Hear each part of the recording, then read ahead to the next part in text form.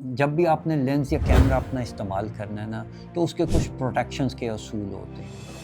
ये इसका back cover है, लेकिन इसको ज़्यादा देर खाली नहीं छोड़ना चाहिए, वरना डस्ट पार्टिकल्स या कोई भी चीज़ ऐसी इसके अंदर जा सके। अगर ये नहीं लगा होगा तो डर होता है कि जो ये मेन इसका मिरर है ना फ्रंट का, वो ज़ाया हो सकता है, कुछ स्क्रैच पड़ सकता है, बार बार साफ़ करने से डस्ट पार्टिकल लाइन छोड़ देते हैं कई दफ़ा, तो कुछ भी हो सकता है। जब ये आपने कैमरा पकड़ लिया तो कैमरे को पकड़ने के भी कुछ असूल होते हैं। आजकल मैं अक्सर बच्चों को देखता हूँ कि वो ऐसे पकड़ के कर रहे होते, तो ऐसे कभी भी आपका फोकस सही नहीं होता कि आपने देखना है या किस तरह करना है। एक ऑटोमेटिक फार्मूला है कि जैसे ही हम कैमरे को यूँ लगाते हैं तो ये एक हमारी ट्रायंगल सी बन जाती है आगे। तो वो ट्रायंगल जो है ना, हमें वो उसको बैलेंस करने में मदद देती है। अस्सलाम वालेकुम जी, हमने सिग्मा एकेडमी के हवाले से पहले एक इंट्रोडक्टरी प्रोग्राम किया था, जिसमें हमने बताया था कि हम इस एकेडमी को लेके किस तरह चलना चाह रहे हैं और क्या-क्या चीज़ें हम इसमें लोगों को बताएँगे, समझाएँगे, क्वेश्चन आंसर्स होगा, सब कुछ होगा, वर्कशॉप्स होगा, प्रैक्टिकल कराएँगे। अब हम इसको एक प्रैक्टिकल फॉर्म में लाना शुरू कर रहे हैं।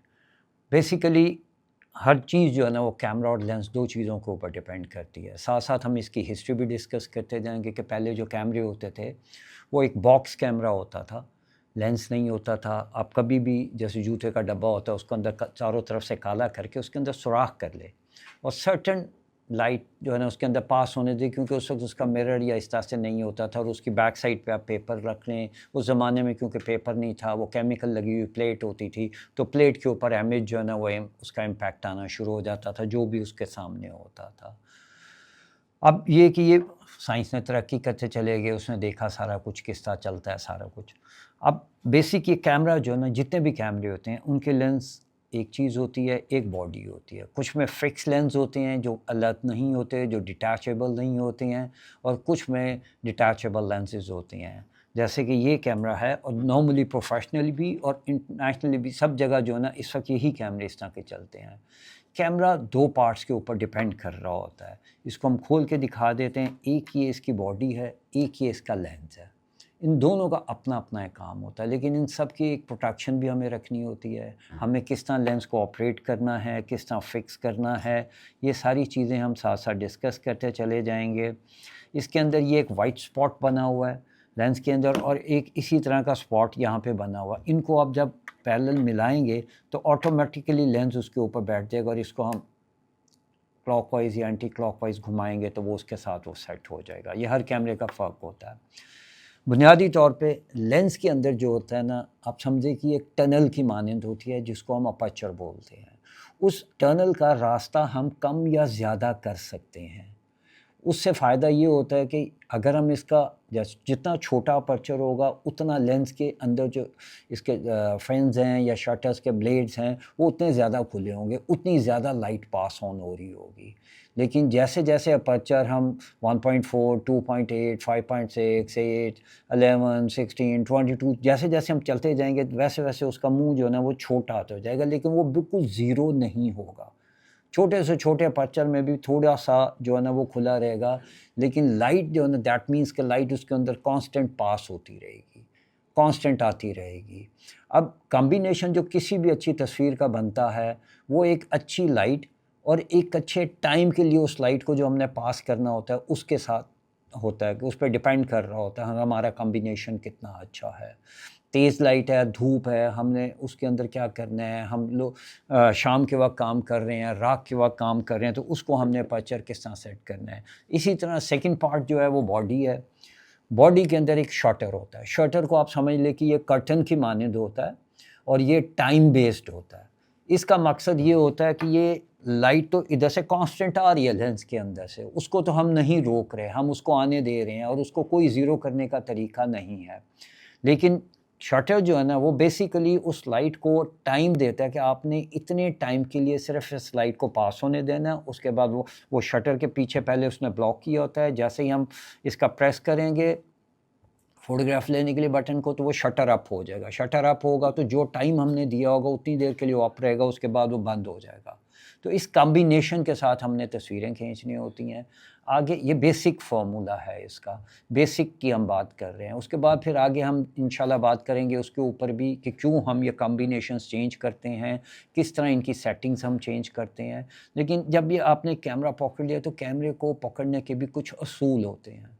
आजकल मैं अक्सर बच्चों को देखता हूँ कि वो ऐसे पकड़ के कर रहे होते, तो ऐसे कभी भी आपका फ़ोकस सही नहीं होता कि आपने देखना है या किस तरह करना है जो भी है। कैमरा जो है ना उसके व्यू फाइंडर, क्योंकि ये एक वीडियो कैमरा है, ये स्टैंड के ऊपर लगा के काम करते हैं, इसके अंदर नहीं है।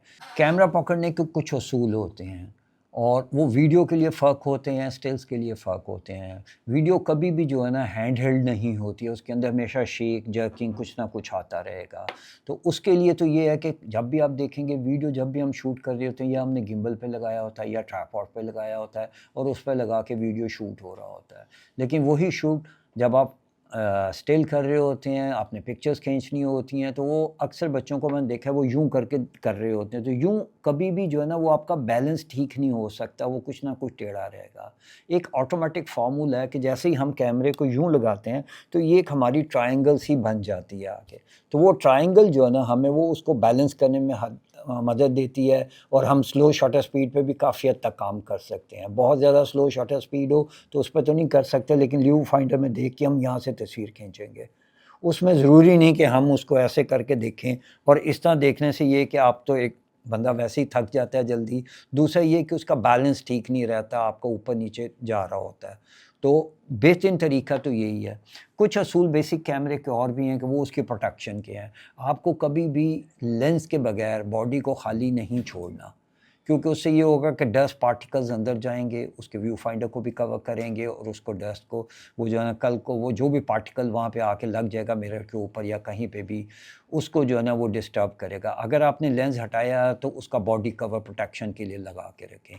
इसी तरह लेंस अगर आपने कैमरे के साथ लगाया हुआ तो गुड एनफ उसका फ्रंट का कवर होना ज़रूरी है, लेकिन उसके साथ उसके ऊपर एक प्रोटेक्टिव फ़िल्टर होता है। नॉर्मली यूवी फ़िल्टर सब लोग लगा रहे होते हैं, वो प्रोटेक्टिव फ़िल्टर का होना भी ज़रूरी है, क्योंकि खुदा न खास्ता कोई आते जाते कोई चीज़ अगर लेंस के ऊपर हिट कर रही है तो वो उसके लेंस को डिस्टर्ब नहीं करे, क्योंकि मेन मिरर अगर बचा रहेगा उस पर स्क्रैच पड़ गया तो लेंस आपका ज़ाया हो जाएगा। आगे प्रोटेक्टिव फ़िल्टर होगा तो प्रोटेक्टिव फ़िल्टर जो है ना उसको स्क्रैच, डस्ट हर चीज़ से बचा के रखेगा।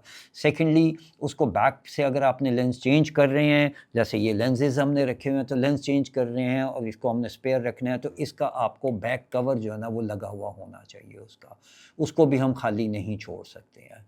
तो ये बेसिक प्रोटेक्शंस हैं आपकी जिनका आपको ख़्याल करना है। जब भी आपने लेंस या कैमरा अपना इस्तेमाल करना है ना, तो उसके कुछ प्रोटेक्शंस के असूल होते हैं। वो प्रोटेक्शन ये होती है कि एक तो लेंस जो है ना वो नॉर्मली लगा रहना चाहिए उसके साथ, बॉडी के साथ। अगर बॉडी के साथ नहीं लगा हुआ तो आपने जो लेंस चेंज करने, क्योंकि मुख्तलिफ काम के हवाले से हमें मुख्तलिफ लेंसेज यूज़ करने होते हैं, तो उसका ये बैक कवर जो है ना ये लगा के रखना चाहिए।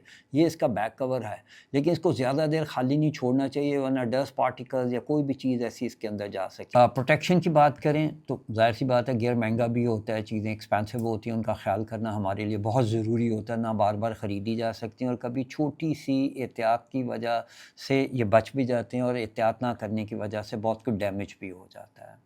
सबसे पहले हम बात करते हैं कि लेंस नॉर्मली तो बॉडी के साथ लगा हुआ होता है, लेकिन लेंस के आगे भी जैसे ये है, ये इसका लेंस कवर लगा के रखना है, लेकिन इसके नीचे भी ये जो चीज़ है ना इसके ऊपर एक फ़िल्टर लगता है जिसको हम प्रोटेक्टिव फ़िल्टर कहते हैं। अगर ये नहीं लगा होगा तो डर होता है कि जो ये मेन इसका मिरर है ना फ्रंट का वो ज़ाया हो सकता है, कुछ स्क्रैच पड़ सकता है, बार बार साफ़ करने से डस्ट पार्टिकल लाइन छोड़ देते हैं या कई दफ़ा, तो कुछ भी हो सकता है। उसका तरीका ये होता है कि इसके ऊपर हम एक तो कवर लगा के रखें, दूसरा हर एक के साइज़ का मुताबिक हमें वो मिल जाते हैं प्रोटेक्शन फ़िल्टर्स।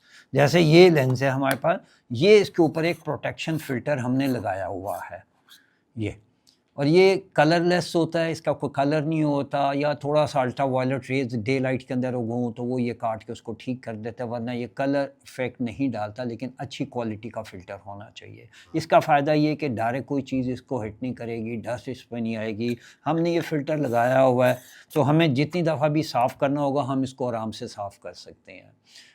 खुदा न खास्ता कोई चीज़ हिट करती है, ये डैमेज होती है, तो हम इसको उतार के, ये एक सस्ती चीज़ है, हम इसको उतार के रिप्लेस कर सकते हैं, बजाय इसके कि हम मेन लेंस जो है ना उसको डैमेज कर बैठें।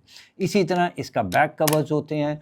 बैक कवर्स अगर आपने बॉडी के ऊपर नहीं लगाया हुआ तो आपने इसकी भी प्रोटेक्शन करनी ज़रूरी है आपके लिए। तो आपने ये बैक कवर जो है ना हमेशा लगा के रखना है। एक नॉर्मली जिनके पास भी कैमरास होते हैं वो एक से ज़्यादा किट्स होती हैं उनके पास, तो आप जब भी काम कर रहे होते हैं तो एक लेंस उतारते हैं, दूसरा लगाते हैं। जैसे ही आप लेंस लगा के इसको साइड पे करें, इसके पीछे आप इसका ये बैकलाइट लगा दें ताकि ये कि इसकी प्रोटेक्शन भी हो जाए। इस तरह ये आपके दोनों लेंस दोनों साइडों से सेव हो गए हैं। उस मिरर के बाद हमने फर्दर ये कवर भी आगे लगाया हुआ ताकि किसी किस्म का डैमेज लेंस को ना कर सके। तीसरी चीज़ हमारे पास आ जाती है कि जैसे ही हमने ये अगर सपोज़ हम काम कर रहे हैं, हमने लेंस चेंज करने हैं, हमें ज़्यादा देर के लिए बॉडी को रखना है, तो हम ये इस तरह खोलेंगे इसको। इसका भी बॉडी का भी एक कवर होता है, लेंस का भी एक कवर होता है। इसका बैक कवर इस पे लगा देंगे, बॉडी का फ्रंट कवर जो है हम उस पे लगा देंगे। तो उससे ये होगा कि आपकी बॉडी भी सेफ़ हो जाएगी और कोई डस्ट पार्टिकल्स, क्योंकि हमारे यहाँ पे डस्ट बहुत ज़्यादा होती है, कुछ ना कुछ कहीं ना कहीं से अंदर चली जाती है और जो इन चीज़ों को डैमेज करती है। और अगर एक कोई पार्टिकल यहाँ पे रह भी जाए तो जब भी आप तस्वीर खींचेंगे वो पार्टिकल फिक्स वहाँ पे अपना एक निशान छोड़ना शुरू कर देगा।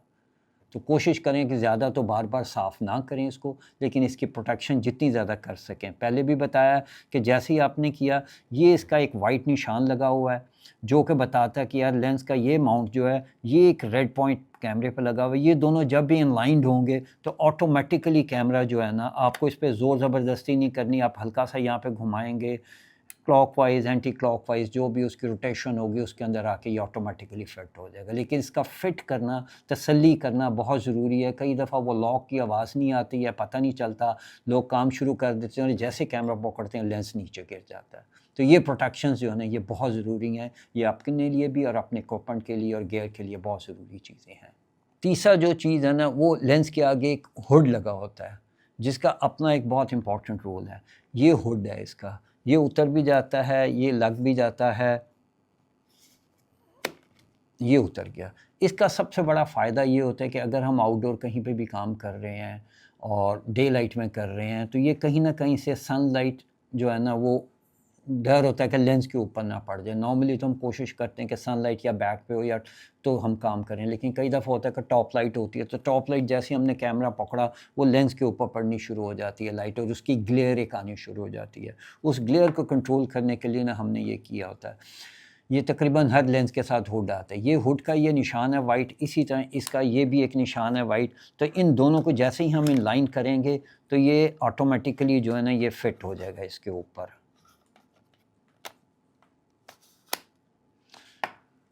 ये इस तरह इसके साथ होगा और इसको आप लगा के रखें तो बेहतर होता है, क्योंकि वेडिंग के काम के अंदर भी अक्सर लाइटें ऊपर से आ रही होती हैं और मुख्तलिफ एंगल्स के अंदर इसके अंदर आ रही होती हैं। डे लाइट के अंदर सनलाइट कहीं से भी लीक करके आ रही होती है, तो वो हमें प्रोटेक्शन के लिए नहीं, ये हुड भी बहुत इंपॉर्टेंट रोल प्ले करता है।